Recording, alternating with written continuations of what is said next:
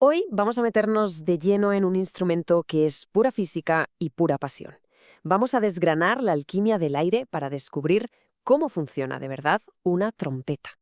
A ver, la pregunta parece de cajón, ¿no? Se sopla y... listo, suena. Pero, ¿y si os dijera que eso que creemos saber es como mucho la mitad de la historia? Es que la clave, la auténtica magia, no está en el metal, no. Está en la persona que lo sujeta. El origen de todo esto empieza mucho, mucho antes de que una sola molécula de aire toque el instrumento. Vale, pues vamos allá. Entremos en la primera parte, el motor humano. Porque, seamos sinceros, para entender la trompeta, primero hay que entender la increíble máquina biológica que la pone en marcha. Esto es súper importante. Un trompetista no sopla y ya. No, no, no. Lo que hace es algo mucho más complejo. Proyecta una columna de aire controlada, a presión. Es un flujo constante, potente. Vamos, el auténtico combustible de todo lo que viene después. Y claro, este motor tiene sus piezas. El diafragma, que es como el chasis, ¿no? Da todo el soporte para que el flujo de aire sea estable. La capacidad vital, que se entrena para tener, digamos, un depósito de combustible más grande. Y aquí viene lo más chulo, la compresión. Se aprende a jugar con la velocidad del aire. Aire rápido para notas agudas, aire más lento para las graves. Pura física. Y ahora, atención, porque aquí viene el gran giro de guión de todo esto. La trompeta, en realidad, no crea el sonido, solo lo amplifica. La fuente real, el Big Bang de la nota, son los labios del músico. Actúan, para hacernos una idea, como una doble caña, como en un oboe, pero de carne y hueso. Brutal. El proceso es como una coreografía perfecta. Paso 1, el diafragma empuja el aire comprimido. Paso 2, los labios, con una tensión súper precisa, vibran. Crean esa frecuencia base, lo que se conoce como el bass, y, paso 3, esa vibración pura entra en la boquilla, lista para ser transformada.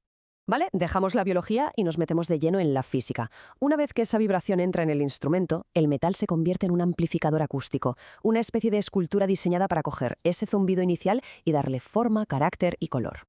Aquí es cuando la acústica se pone a los mandos. La vibración viaja por el tubo, choca, rebota y crea unos patrones de sonido muy estables.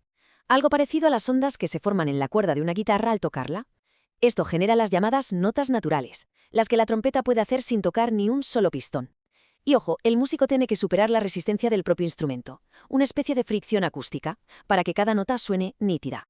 Claro, esto nos deja con una duda más que razonable.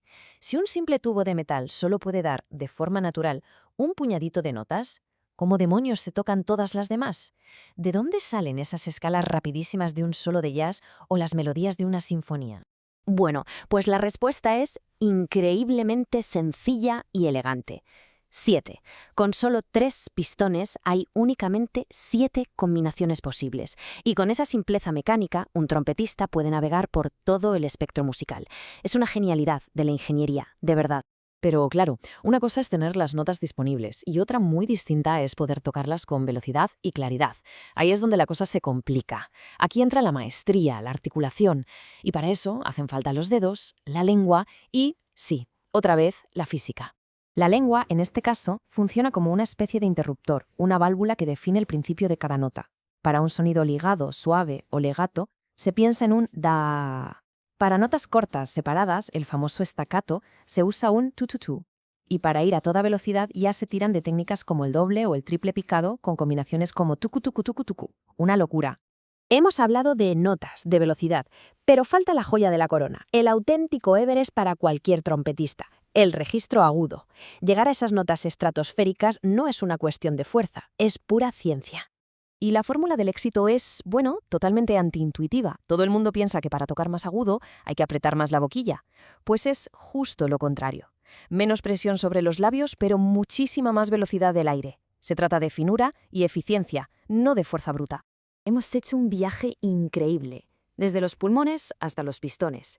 Pero al final, toda esta ciencia, toda esta técnica, tiene un solo objetivo. Y eso nos lleva a la parte final y más importante, el elemento humano.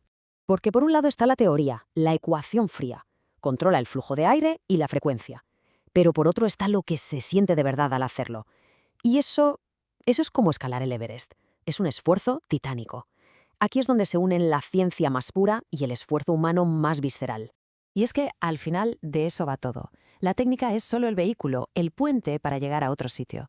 El objetivo último es que todo eso, la mecánica, el metal, la física, desaparezca, que se vuelva invisible y que lo único que quede sea la voz del alma de quien interpreta. Y esto nos deja con una última idea para darle vueltas. La trompeta es un ejemplo alucinante de cómo el arte se construye sobre pilares de ciencia pura y dura. La pregunta que queda en el aire es: ¿cuántas otras artes esconden una ciencia igual de fascinante justo debajo de la superficie?